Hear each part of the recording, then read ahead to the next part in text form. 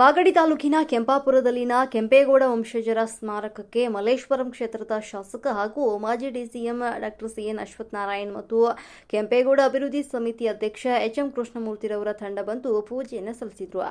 ಮಾಜಿ DCM doctor CN Ashwathnarayan ಮಾತನಾಡಿ, ನಮ್ಮೆಲ್ಲರಿಗೂ ಕೂಡ ಕೆಂಪೇಗೌಡರ ಆಡಳಿತವೇ ಮಾದರಿಯಾಗಿದೆ.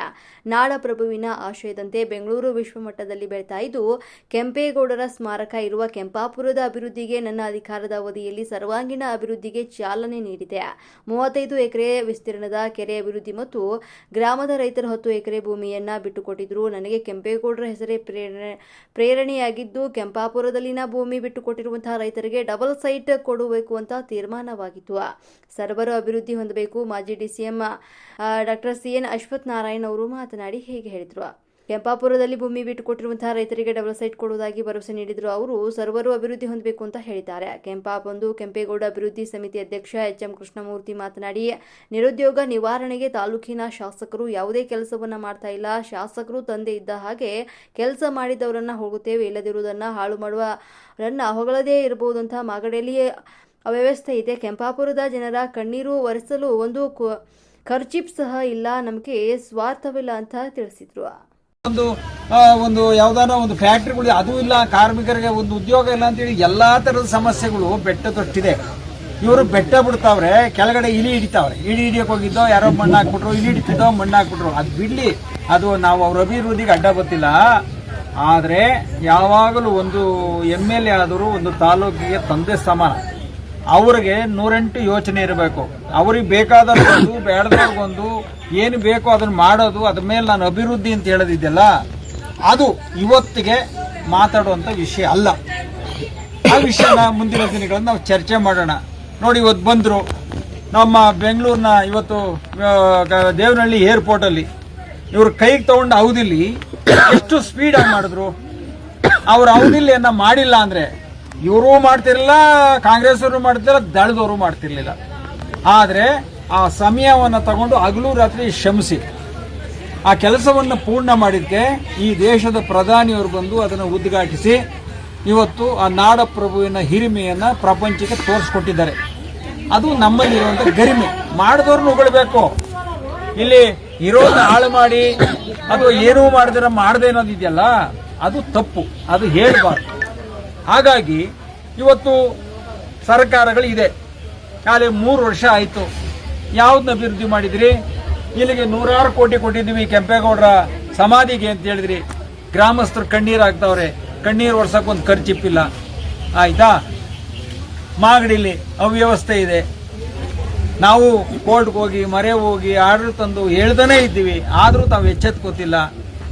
ಇವೆಲ್ಲ ಯಾವಾಗಲೂ ಮಾಡಿ ಸಾಧನೆಯನ್ನ ಜನರ ಬಾಯಲ್ಲಿ ಕೇಳಬೇಕೆ ಹೊರತು ನಾನು ಮಾಡಿದೆ ಅಂತ ನೀವು ಮಾಡಿಲ್ದು ಹೇಳಿದ್ರೆ ಒಪ್ಕೊಳಕ್ಕೆ ಯಾರಿದ್ದಾರೆ? ಯಾರು ರೆಡಿ ಇಲ್ಲ. ಹಾಗಾಗಿ ನೋಡಿ, ಇವತ್ತು ಹಿರಿಯವರು ಬರ್ತೀನಿ ಅಂದ್ರು, ನಾವಂದ್ವಿ. ನಾವು ಇವತ್ತು ಕೆಂಪೇಗೌಡರು ಪೂಜೆಗೆ ಬಂದ್ವಿ. ಬರ್ತಾರೆ ಅಂತ ಕಡೆ ನಾವು ಕಾಯಿದ್ವಿ. ಯಾಕೆ ಅಂದ್ರೆ ಅವರೊಂದು ಅಚೀವ್ಮೆಂಟ್ ಮಾಡಿಕೊಟ್ಟಿದ್ದಾರೆ. ಅವ್ರ ಅವಧಿಯಲ್ಲಿ ಮಾಡಿದಂಥ ಕೆಲಸಗಳು ಇದೆಯಲ್ಲ, ಅದನ್ನ ನಾವು ಗೌರವಿಸ್ಬೇಕು. ಪಕ್ಷ ಬೇಡ, ಇಲ್ಲೇನು ನಾವು ಯಾರು ಏನು ಸ್ವಾರ್ಥ ಇಲ್ಲ. ನಾನು ಯಾವ ಪಕ್ಷಕ್ಕೂ ನಾನು ಮಣೆ ಹಾಕೋಕೆ ಬಂದಿಲ್ಲ. ನಾನು ಕೆಂಪೇಗೌಡರ ಅನುಮಯಾಗಿ ಮಾತಾಡ್ತಾ ಇದ್ದೀನಿ. ಒಳ್ಳೇದು ಮಾಡಿದಾಗ ಅವ್ರ ಬಗ್ಗೆ ನಾನು ಮಾತಾಡಬೇಕು. ನಾನು ಹಿಂದೆ ಯಾವುದೋ ಒಂದು ವಿಡಿಯೋದಲ್ಲೂ ಮಾತಾಡಿದೆ. ಒಬ್ಬರು ಪ್ರಾಧಿಕಾರ ತಂದು ಕೊಟ್ಟರು, ಇನ್ನೊಬ್ಬರು ಬೆಂಗಳೂರಿನ ಅಲ್ಲಿ ಒಂದು ದೊಡ್ಡ ಒಂದು ಮೂರ್ತಿಯನ್ನು ನಿಲ್ಲಿಸಿ ಒಂದು ಕಾರಣಭೂತರಾದರು. ಯಾರು ಮಾಡಿದ್ರು ಅವ್ರನ್ನ ನಾನು ಪ್ರಶಂಸೆ ಮಾಡ್ತೀನಿ, ಸುಮ್ಮನೆ ಯಾರನ್ನೂ ಹೊಗಳಲ್ಲ ಅಂತ ನಾನು ಮಾತಾಡಿದ್ದೆ. ಯಾಕೆಂದರೆ ಸತ್ಯನ ಯಾವತ್ತೂ ಮುಚ್ಚಿಡಬಾರ್ದು. ಅದು ಬೆಳಕಿಗೆ ಬರ್ತದೆ. ಇವತ್ತು ಕೆಂಪೇಗೌಡರನ್ನ ಎಷ್ಟೋ ಜನ ಹಾಳು ಮಾಡಬೇಕು ಅಂತ ಹೊರಟ್ರುವೆ.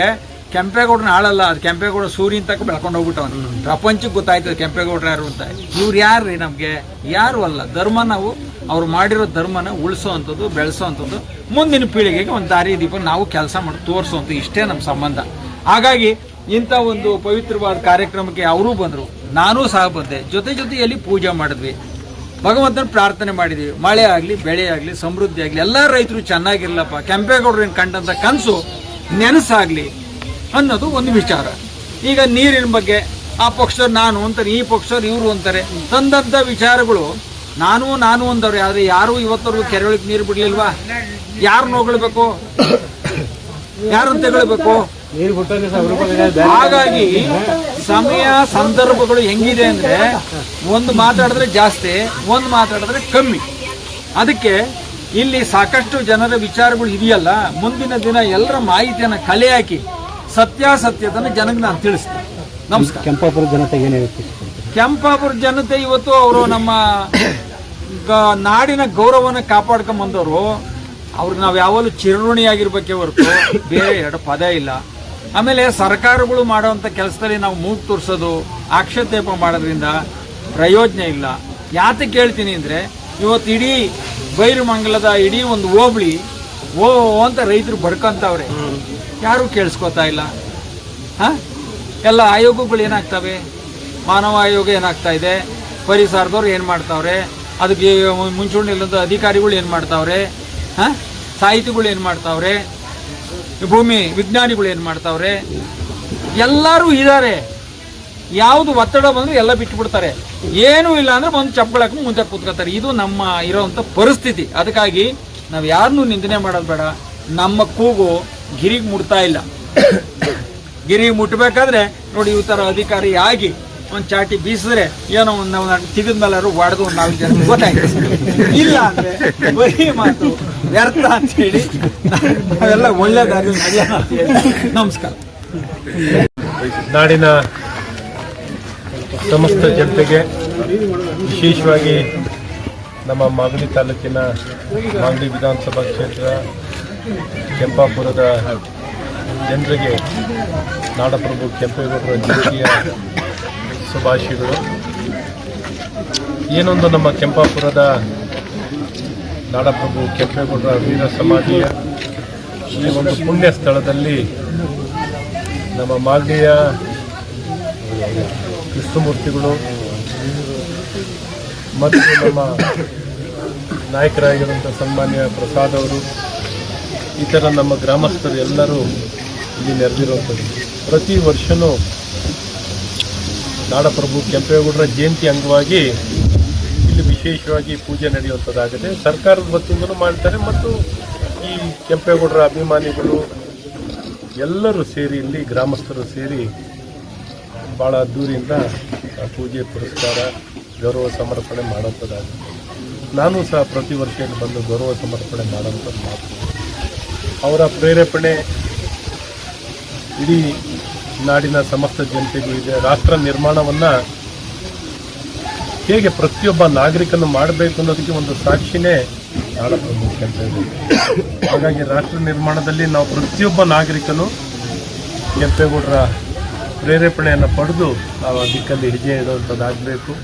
ಎಲ್ಲ ವಿಚಾರದಲ್ಲಿ, ಅದು ಪರಿಸರ ಆಗಲಿ, ಪ್ರಕೃತಿ ಆಗಲಿ, ವ್ಯವಸಾಯ ಆಗಿರಲಿ, ವ್ಯಾಪಾರವಾಗಿರಲಿ, ಧರ್ಮ ಆಗಲಿ, ಸಂಸ್ಕೃತಿ ಆಗಿರಲಿ, ಎಲ್ಲವನ್ನು ಎತ್ತಿ ಹಿಡಲಿಕ್ಕೆ ಎಲ್ಲ ಕ್ಷೇತ್ರದಲ್ಲೂ ಅದ್ಭುತ ಕೆಲಸವನ್ನು ಮಾಡಿ ಇವತ್ತು ಬೆಂಗಳೂರು ನಗರವನ್ನು ಸ್ಥಾಪನೆ ಮಾಡಿ ನಿರ್ಮಾತೃರಾಗಿರುವಂಥವರೇ ನಾಡಪ್ರಭು ಕೆಂಪೇಗೌಡ. ಹಾಗಾಗಿ ಬೆಂಗಳೂರು ಬೆಳೀತಿರೋದೇ ಬೆಂಗಳೂರಿನ ಒಂದು ಮಾದರಿ, ಬೆಂಗಳೂರಿನ ನಗರ ಯೋಜನೆ ಹೇಗೆ ಬೆಳೀತಿದೆ. ಬೆಂಗಳೂರು ನಗರ ಇಡೀ ಭಾರತ, ಇಡೀ ವಿಶ್ವದ ಗಮನವನ್ನು ಸೆಳೆದಿರುವಂಥ ಒಂದು ನಗರ ಅಂದರೆ ಅದು ನಮ್ಮ ಬೆಂಗಳೂರು. ಹಾಗಾಗಿ ಅಂಥ ನಗರವನ್ನು ಕಟ್ಟಿದಂಥ ಮಹಾಪುರುಷ ಮಾಗಡಿ ಕೆಂಪೇಗೌಡರು, ಅವರಿಗೆ ಗೌರವ ಸಮರ್ಪಣೆಯನ್ನು ಮಾಡಿ ಅವರ ಆಶೀರ್ವಾದವನ್ನು ಪಡಿತಾ ಇದ್ದೀವಿ. ಗ್ರಾಮಸ್ಥರಿಗೆ ಸಹಕಾರ ನೀಡ್ತಾರೆ. ಖಂಡಿತ ಗ್ರಾಮಸ್ಥರ ಇಲ್ಲಿ ವೀರ ಸಮಾಧಿ ಇರುವಂಥದ್ದು ಗ್ರಾಮಸ್ಥರ ಒಂದು ಅಪೇಕ್ಷೆಯಾಗಿತ್ತು, ಅವರ ಅಪೇಕ್ಷೆನೂ ಆಗಿತ್ತು. ಏನು ಇಲ್ಲಿ ಈ ಗ್ರಾಮ ಚೆನ್ನಾಗಿ ಅಭಿವೃದ್ಧಿ ಆಗಬೇಕು, ಒಂದು ಮಾದರಿ ಗ್ರಾಮ ಇರಬೇಕು. ಯಾಕಂದರೆ ಮಾಗಡಿ ಕೆಂಪೇಗೌಡರು ಆಶ್ರಯ ಅಂದಾಗ, ಕೆಂಪೇಗೌಡರು ಅಂದಾಗ ಒಂದು ವ್ಯವಸ್ಥೆ, ಒಂದು ಜನಪರವಾಗಿ ಹೇಗೆ ಒಂದು ಗ್ರಾಮ ಕಟ್ಟೋದೇ ಆಗಲಿ, ಒಂದು ನಗರ ಕಟ್ಟಬೇಕು ಅಂದರೆ ಮಾಗಡಿ ಕೆಂಪೇಗೌಡರು ಒಂದು ನಮಗೊಂದು ಮಾದರಿ. ಹಾಗಾಗಿ ಈ ದಿಕ್ಕಲ್ಲಿ ಕೆಂಪಾಪುರದಲ್ಲಿ ನಾವು ಏನಿಲ್ಲಿ ಒಂದು 35 ಎಕರೆ ಕೆರೆ ಒತ್ತುವರಿನೂ ಆಗಿತ್ತು, ತೆರವುಗೊಳಿಸಿದ್ದು. ಇಲ್ಲಿ 10 ಎಕರೆ ಸ್ವಾಧೀನ ಪಡಿಸ್ಕೊಳ್ಳೋಂಥ ಕೆಲಸನೂ ಮಾಡಿದ್ದು. ಸ್ವಾಧೀನವನ್ನು ಜನರು ಅವರೇ ಒಪ್ಪಿಗೆಯನ್ನು ಕೊಟ್ಟು ಜಮೀನು ಕೊಟ್ಟರು. ಮತ್ತು ಪಕ್ಕದಲ್ಲೇ ಸರ್ಕಾರಿ ಜಮೀನನ್ನು 5 ಎಕರೆ ಇಲ್ಲಿ ಯಾರ್ಯಾರು ನಾವು ಕಾಂಪನ್ಸೇಷನ್ ಕೊಟ್ಟಿದ್ರು, ಕೆಂಪೇಗೌಡರು ಅಕ್ಕಪಕ್ಕದಲ್ಲಿದ್ದವ್ರಿಗೆ ಒಂದು ಮಾದರಿ ಗ್ರಾಮ ಕಟ್ಟಬೇಕು, ಗ್ರಾಮ ಅಂದರೆ ಹೇಗಿರಬೇಕು ಅನ್ನೋಂಥದ್ದನ್ನ ಒಂದು ಮಾದರಿಯಾಗಿರಬೇಕು ಅನ್ನೋಂಥ ಕಲ್ಪನೆಯಲ್ಲಿ ಒಂದು 5 ಎಕರೆ ಸರ್ಕಾರದಿಂದನೇ ನಾವು ಅದಕ್ಕೊಂದು ನಕ್ಷೆಯನ್ನು ತಯಾರು ಮಾಡಿ, ಒಂದು ರೂಪುರೇಷವನ್ನು ತಯಾರು ಮಾಡಿ, ಒಂದು ಎಲ್ಲ ಮಾದರಿಯಾಗಿರಬೇಕು ಅನ್ನೋಂಥ ಉದ್ದೇಶದಲ್ಲಿ ಮಾಡಿದ್ದೀವಿ. ಹಾಗೆ ನಮ್ಮ ಸರ್ಕಾರದ ಅವಧಿಯಲ್ಲೇ ಕೊಡಬೇಕು ಅಂತ ಆಗಿತ್ತು. ಒಂದಿಷ್ಟು ಗ್ರಾಮದಲ್ಲಿದ್ದಾಗ ಒಂದು ಸ್ವಲ್ಪ ಗೊತ್ತಲ್ಲ, ಅಲ್ಲಿ ಆಚೆ ಈಚೆ ನಂಬಿಕೆಗಳು ಕೊರತೆ ಇರ್ತದೆ. ನಂಬಿಕೆಗಳು ಯಾರನ್ನೂ ನಂಬಕ್ಕೆ ತಯಾರಿಲ್ಲ. ಯಾರು ಈ ಸೈಡು ಅವ್ರನ್ನ 16 ಲೀಡ್ರುಗಳು ಇರ್ತಾರೆ. 16 ಲೀಡ್ರುಗಳಲ್ಲಿ ಆ ಲೀಡ್ರು ಈ ಲೀಡ್ರು ನಂಬ್ಕೊಂಡು ಹೋಗುವಂಥವ್ರು ಒಂದಿಷ್ಟು ಜನ ಇರ್ತಾರೆ, ಇನ್ನೊಬ್ಬ ಲೀಡ್ರುಗಳು ನಂಬ್ಕೊಂಡು ಹೋಗೋ ಒಂದಿಷ್ಟು ಜನ ಇರ್ತಾರೆ. ನಾವು ಯಾವ ಲೀಡ್ರೂ ಇಲ್ಲ, ನಿಮಗೆ ಒಳ್ಳೇದು ಮಾಡಬೇಕು ಅಂತ ಬಂದಿದ್ದೀವಿ ಅಷ್ಟೇ. ಬಿಟ್ಟರೆ ನಮ್ಮ ಲೀಡ್ರ್ಗಿರಿ ಅಂತ ನಮಗೇನು ಸ್ವಾರ್ಥ ಇನ್ನೊಂದು. ಕೆಂಪೇಗೌಡರ ಹೆಸರು ಅಂದಿದ ತಕ್ಷಣ ಕೆಂಪೇಗೌಡರು ಪ್ರೇರೇಪಣೆ, ಕೆಂಪೇಗೌಡರಿಗೆ ಗೌರವ ತರೋ ರೀತಿಯಲ್ಲಿ ನಾವು ಪ್ರತಿಯೊಬ್ಬರು ಮಾಡಬೇಕು. ಕೆಂಪೇಗೌಡರ ಹೆಸರು ಹೇಳಿಕೊಂಡು ಬದುಕೋರಿಗೆ ಪ್ರತಿಯೊಬ್ಬರಿಗೂ ಸಮೃದ್ಧಿ ಕಾಣಬೇಕು ಅನ್ನೋದೇ ನಮ್ಮ ಉದ್ದೇಶವಾಗಿದೆ. ಸರ್, ಕೇಂದ್ರ ಸರ್ಕಾರದ ವತಿಯಿಂದ ಕೆಂಪೇಗೌಡರ ಕಾಲದಲ್ಲಿ ಅಭಿವೃದ್ಧಿಯಾಗಿರ್ತಕ್ಕಂಥ ಇವತ್ತು ವಿನಾಶದ ಅಂಚಿನಲ್ಲಿರ್ತಕ್ಕಂಥ 9 ನವದುರ್ಗಗಳು ಮತ್ತು ಸ್ಮಾರಕಗಳನ್ನು ಪ್ರಾಚ್ಯವಸ್ತು ಇಲಾಖೆಗೆ ಸೇರಿಸಿ ತಾವು ದೇವನಹಳ್ಳಿನಲ್ಲಿ ಅಂತಾರಾಷ್ಟ್ರೀಯ ವಿಮಾನ ನಿಲ್ದಾಣದಲ್ಲಿ ಕೆಂಪೇಗೌಡ ಪುತ್ಥಳಿಯನ್ನು ಸ್ಥಾಪನೆ ಮಾಡೋದ್ರಲ್ಲಿ ತಮ್ಮ ಶ್ರಮ ಇದೆ. ತಮಗೆ ಅಭಿನಂದನೆಗಳು. ವೇದಿಕೆ ಮೇಲೆ ಕೆಂಪೇಗೌಡರ ಹೆಸರು ಹೇಳ್ತಾರೆ. ಕೆಂಪೇಗೌಡರು ಈ ಕೆಂಪಾಪುರ ಎಷ್ಟು ವರ್ಷ ಆಯ್ತು, ಏನೂ ಆಗಲಿಲ್ಲ. ತಾವು ದಯವಿಟ್ಟು ತಮಗೆ ಶಕ್ತಿ ಇದೆ, ದಯವಿಟ್ಟು ಸಹ ಶಕ್ತಿ ಇದೆ, ಕೇಂದ್ರ ಸರ್ಕಾರದ ಮೇಲೆ ಒತ್ತಡ ತನ್ನಿ, ಪ್ರಾಚ್ಯವಸ್ತು ಇಲಾಖೆಗೆ ಸೇರಿಸಿ ಕೆಂಪೇಗೌಡರ ಹೆಸರು ಮತ್ತು ಅಶ್ವತ್ಥ ನಾರಾಯಣ ಸಾಹೇಬ್ರ ಹೆಸರು, ಕೃಷ್ಣಮೂರ್ತಿ ಅವರ ಹೆಸರು, ಇಂಥ ಮಹನೀಯರ ಹೆಸರು ಶಾಶ್ವತವಾಗಿ ಉಳಿಯೋದಕ್ಕೆ ಪ್ರಯತ್ನ ಮಾಡಿ ಸರ್. ಖಂಡಿತ ನಿಮ್ದು ಒಳ್ಳೆ ಪ್ರಸ್ತಾವನೆಯನ್ನು ಹೇಳಿದ್ರಿ. ಎಲ್ಲ ದುರ್ಗಗಳ ಅಭಿವೃದ್ಧಿಯನ್ನು ಮಾಡಲಿಕ್ಕೆ ನನಗೆ ಪ್ರಸ್ತಾವನೆಯನ್ನು ಮೂವ್ ಮಾಡಿದರೆ ಖಂಡಿತ ಕೇಂದ್ರದಿಂದ ಏನೊಂದು ಪ್ರವಾಸೋದ್ಯಮ ಇಲಾಖೆಯಿಂದ ಹೌದು ಸರ್ ಕೊಡಿಸುವಂಥದ್ದು ಖಂಡಿತ. ಇದು ಸುಮ್ಮನೆ ಹೇಳೋದಲ್ಲ. ನಮ್ಮ ಮ್ಯಾಜಿಕ್ ಏನಾಗಬೇಕಂತ ಕೇಳಿ ಪ್ರಸ್ತಾವನೆ ಕಳಿಸ್ಲಿ. ಏನು ಜಿಲ್ಲಾ ಟೂರಿಸಂ ಪ್ರವಾಸೋದ್ಯಮ ಇಲಾಖೆಯ ಪ್ರಸ್ತಾವನೆಯನ್ನು ಕಳಿಸ್ಲಿ. ಅದು ಹೇಗೆ ಮಾಡಿಸ್ಕೊಡ್ತೀವಿ ಅಂತ ಒಂದು ಸ್ವಲ್ಪ ನೋಡಿ. ಈಗ ಕೆಂಪೇಗೌಡರು ಮತ್ತೆ 10 ಎಕರೆ ನೋಟಿಫಿಕೇಶನ್ ಮಾಡಿದ್ದಾರೆ. ಗ್ರಾಮಸ್ಥರು ಈಗ 10 ಎಕರೆ ಬಿಡೋಕ್ಕಾಗಲ್ಲ, ನಾವು ಈಗಾಗಲೇ ಬೇರೆ ಕಡೆ ಮನೆಗೆ ಬಿಡ್ತೀವಿ ಆಕ್ರೋಶ ಹೊರಡ್ತಾರೆ. ಈಗ ನಾನು ಇದು ಯೋಜನೆ ಜಾಸ್ತಿ ನನಗೆ ಗೊತ್ತಿಲ್ಲ. ಪಾಪ ಇಲ್ಲಿ ಇವತ್ತೆಲ್ಲ ಪ್ರತಿಭಟನೆ ಮಾಡಿದ್ದಾರೆ. ಈಗಿರೋ ಜಮೀನಲ್ಲೇ ಮಾಡಿದ್ರೆ ಬೇಕಾದಷ್ಟು ಆಯ್ತದೆ. ಇರೋ ಜಮೀನಲ್ಲಿ ಮಾಡಲಿ. ಅವ್ರ ಕಲ್ಪನೆ ಏನಿದೆ ನನಗೂ ಗೊತ್ತಿಲ್ಲ. ಸೊ ಹಾಗಾಗಿ ಗೊತ್ತಿಲ್ಲದೆ ನಾನು ಮಾತಾಡೋಕ್ಕೆ ಹೋಗಲ್ಲ. ಸೊ ಆದಷ್ಟು ನಾನು ರಾಜಕೀಯ ಬೆರೆಸೋಕೆ ಹೋಗ್ತೀನಿ. ಇದು ನಾವು ಯಾಕೆ ರಾಜಕೀಯ ಮಾಡೋಕ್ಕೆ ಹೋಗಲ್ಲ ಅಂದರೆ